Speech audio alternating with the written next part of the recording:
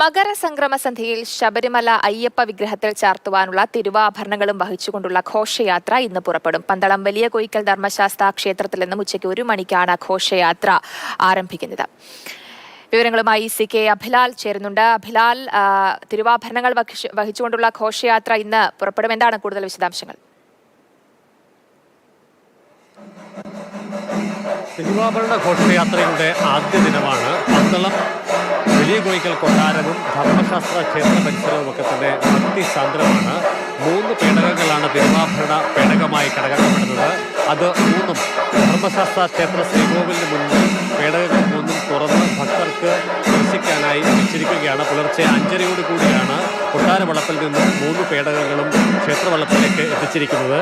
ദർശിക്കുന്നതിനുള്ള ആളുകളുടെ നിരയാണ് നമുക്ക് കാണാൻ സാധിക്കുന്നത്.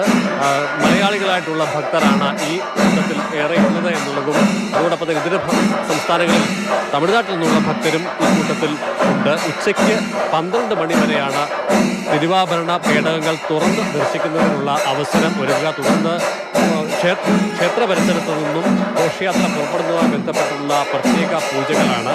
12:45 കൂടി തിരുവാഭരണങ്ങൾ പൂജകൾ പൂർത്തിയാക്കി തിരുവിതാംകൂർ ദേവസ്വം ബോർഡ് പ്രതിനിധികളുടെയും പന്തളം കൊട്ടാര പ്രതിനിധികളുടെയും സാന്നിധ്യത്തിൽ തിരുവാഭരണ പേടക വാഹന സംഘത്തിന് കൈമാറും. വലിയൊരു തിരക്ക് നമുക്ക് അവിടെ കാണാം. എന്തായാലും ഇന്ന് തിരുവാഭരണം വഹിച്ചുകൊണ്ടുള്ള ഘോഷയാത്ര പുറപ്പെടും. CK അഭിലാലാണ് വിവരങ്ങൾ പങ്കുവച്ചത്.